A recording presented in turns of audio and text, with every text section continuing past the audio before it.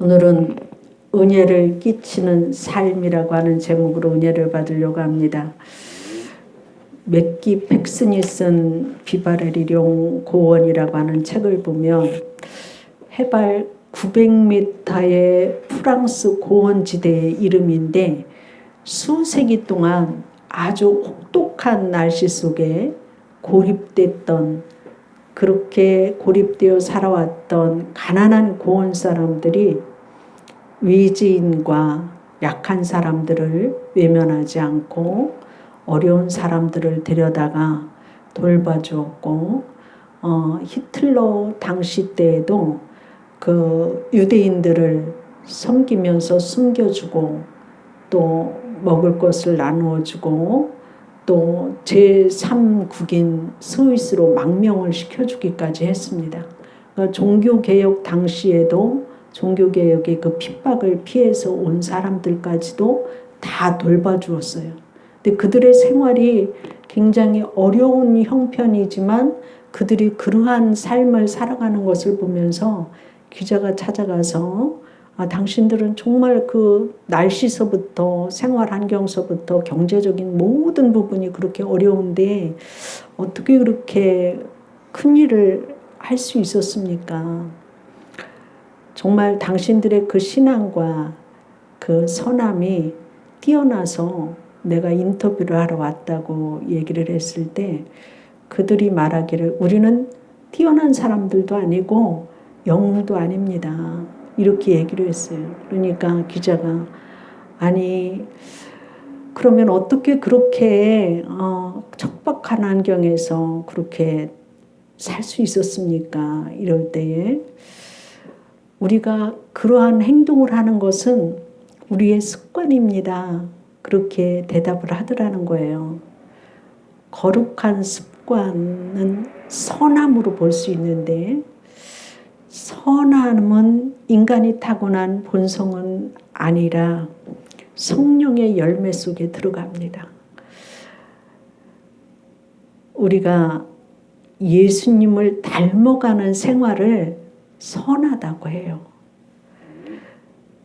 초창기 한국의 크리스찬들은 어려운 환경에서도 국가를 섬기는 일에 앞장을 섰어요. 나라가 어려울 때에 자기의 재산을 팔아서 독립투사들에게 돈을 건네주고,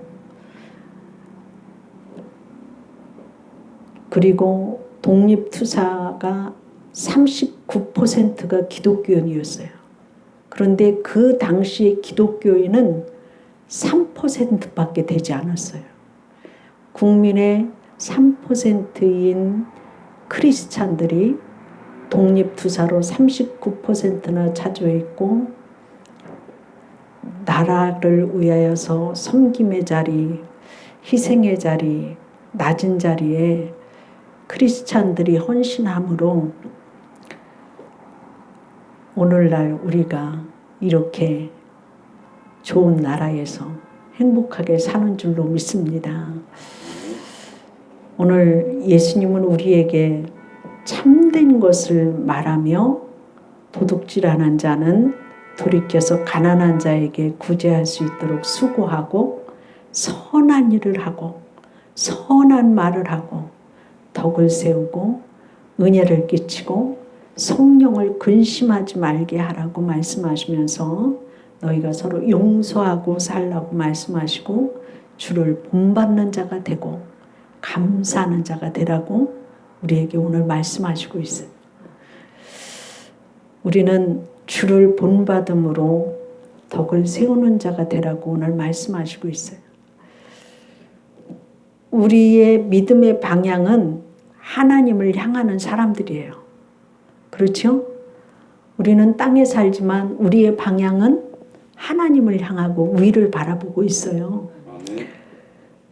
우리 인생의 길에 있어서도 천국 가는 길을 우리는 잃지 않아야 돼요. 믿음 생활은. 방향을 하나님께로 향하여서 천국을 향하는 삶이고, 그렇기 때문에 히브리서 12장 2절 말씀에 보면 믿음의 주요 온전케 하시는 이인 예수를 바라보라 이렇게 말씀하시고 있습니다. 또 우리가 믿음의 방향은 하늘이고 덕이라고 하는 것은 이웃을 향하는 것이에요.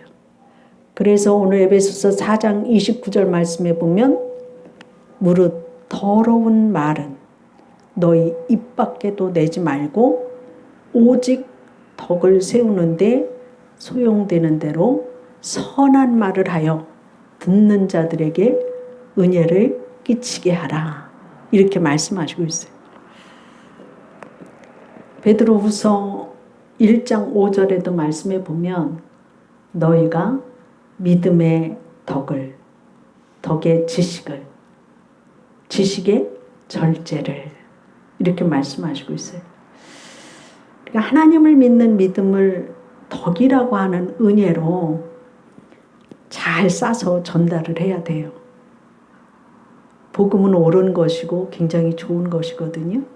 근데 그것에 덕을 세우지 않으면 복음의 값을 나가기를 못한다고 하는 거예요.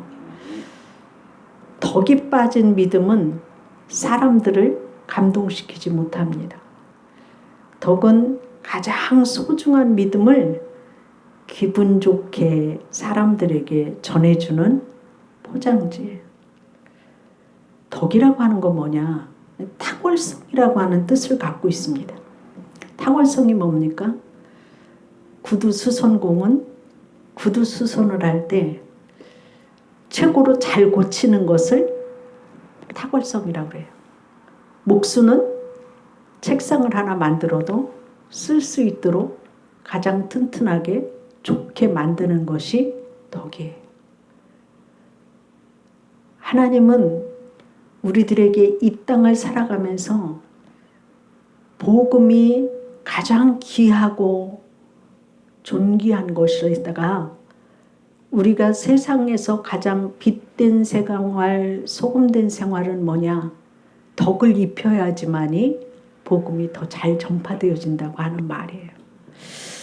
그렇기 때문에 우리가 사람의 성품과 실력이 탁월하면 그것을 덕이라고 그래요.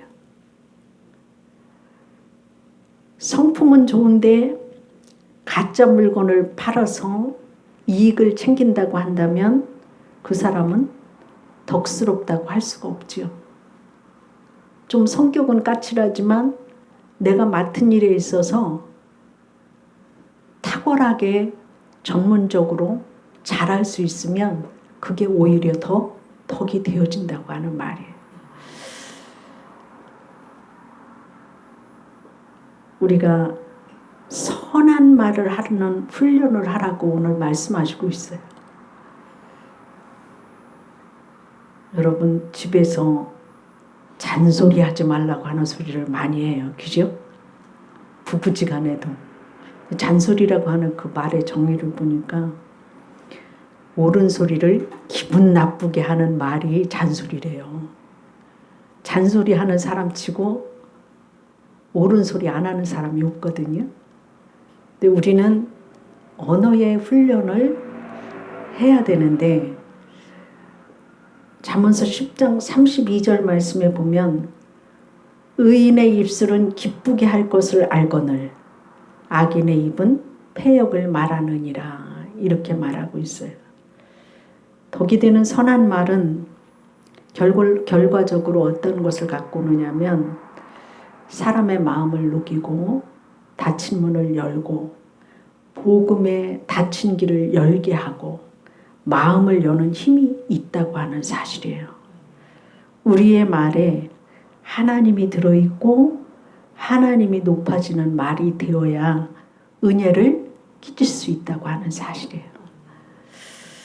우리의 믿음이 아름다운 덕을 입히고 선한 말이 흘러나와서 은혜를 끼치는 삶이 되기를 주의 이름으로 축원합니다.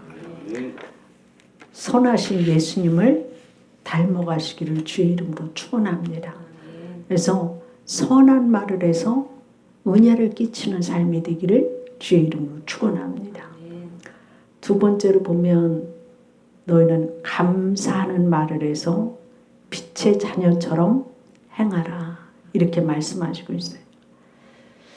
시카고 대학의 그 상담을 기록한 연구 결과가 수많은 사람들이 상담을 한 것에 대해서 기록해 놨는데 상담을 받아도 성공한 사례가 있고 실패한 사례가 있어요. 근데 이제 성공한 사람들의 그 결과물에 대해서 그 젠들린이라고 하는 박사님이 어디에서 차이가 날까? 똑같은 상담을 받는데 어떤 사람은 성공해서 변화가 일어나고 어떤 사람은 그대로 있는 상태가 왜일까? 그랬더니 그 연구 결과가 내가 삶을 변화시키고 싶다고 하면 자신의 말을 바꿔야지만이 변화를 받을 수 있다는 거예요. 그래서 여러분 성경에서도 예수님이 길을 가다가 무화과 나무한테 갔죠. 열매가 있을까 하고 하는데 열매가 없었죠. 그럴 때 예수님께서 무화과 나무를 저주하셨잖아요. 그럴 때에 무화과 나무가 말라 비틀어졌잖아요. 마찬가지로 우리가 사람의 마음속에는 선한 말을 나올 때와 악한 말이 나올 때는 다르게 표현이 되어지잖아요. 사람은 자기 속에 있는 것이 나온다고 말씀하시고 있잖아요. 선한 사람은 선한 말을 한다고 성경에 말씀하고 있잖아요. 좋은 나무는 좋은 열매를 맺는다고 말씀하시고 있어요. 그래서 세상을 살아나갈 때 어떤 사람이 실험했어요. 나무를 식목일날 다 심지요. 네, 어떤 사람이 예수님의 제자인 12그루를 이제 심었어요. 12그루를 심고 제자들의 이름을 다 이렇게 꽂아놨어요. 사람들이 지나가면서 베드로 나무, 안드레 나무, 뭐 이렇게 쭉 제자들의 나무들을 쭉 보는데 보니까 거기에는 가룟 유다 나무가 있었어요. 근데 사람들이 가면서 이거 가룟 유다네? 예수님 팔아먹은. 그랬는데 12그루 심은 중에서 가룟 유다 나무는 죽었어요. 우리가 하나님의 선한 성품을 닮고 우리의 입술이 내 삶이 변화가 되어지려고 한다면 말이 긍정적으로 변화되어져야 된다고 하는 것을 그 심리학자가 말을 했어요. 그리고 그 상담사가 보니까 똑같은 상담을 받고 성공한 사람들의 또 하나의 차이점이 뭔가 봤더니 하나님의 형상대로 지음을 받은 사람은 어떠한 언어를 사용하느냐. 축복하고 사랑하고 칭찬하면 상황이 바뀌어지는 것을 봤어요. 태도를 바꾸고 싶다고 한다면 말을 바꿔라. 성공하고 싶다면 말을 바꿔라. 내가 변화받고 싶다고 한다면 말을 바꿔라. 결론이 그렇게 나왔어요. 태도는 말에서부터 먼저 바뀌어져야 된다. 이렇게 나왔는데 우리가 가장 많이 사용해야 할 말은 감사합니다. 고맙습니다. 축복합니다. 미안합니다. 이러한 말로 바뀌어져야 될 줄로 믿습니다. 여러분은 의사가 되고 싶으면 의과대학을 가야 돼요. 법률가가 되고 싶다면 법과대학을 가야 되겠죠. 믿는 성도들이 하나님 앞에 있어서 믿음 대학을 잘 다니려면 우리가 감사합니다를 제일 많이 할 때에 인생을 성공적으로 살 수 있다고 하는 결론이 나왔어요. 에베소서 5장 19절 말씀에 보면 범사에 예수 그리스도의 이름으로 항상 하나님 아버지께 감사하며 이렇게 말씀하시고 있어요. 다니엘서 6장 10절 말씀에 보면 그의 하나님께 감사하였더라. 다니엘이 하루에 3번씩 기도했잖아요. 그렇죠? 이방인의 포로로 끌려가서 그 포로 지역에서 하나님을 섬기고 다른 신께 기도하면 다 죽이고 사자굴에 넣는다고 했어도 다니엘은 여전히 하나님께 창문을 열어놓고 감사하며 기도했더라. 상황이 우리를 죽이는 게 아니에요. 우리가 믿음이 없어서 감사하지 못함으로 인하여서 우리 스스로가 절망한다는 거예요. 볼 때에.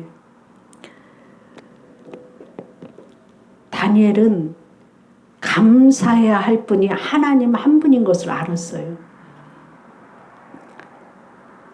그에게는 가장 소중한 것이 세상의 물질도 아니었고 권세도 아니었고 명예도 아니었어요. 가장 소중한 분인 하나님 한 분이었던 것을 볼 수가 있어요.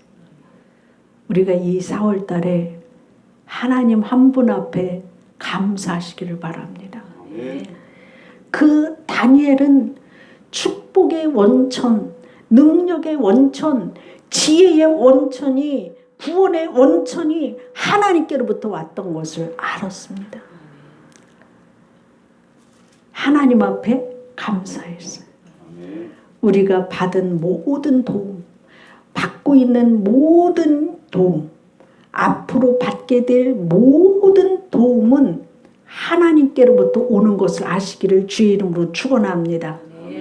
세상의 부귀영화도 하나님께로부터 말미암고 명예와 권세도 하나님께로부터 말미암고 크게 하심도 강하게 하심도 하나님께로부터 옴을 아시기를 주의 이름으로 축원합니다. 다니엘은 그 당시에 그런 환경 속이었지만 구원의 원천 되시는 분이 하나님이심을 알았기 때문에 그 하나님을 바라보며 감사 기도했던 것을 볼 수가 있어요.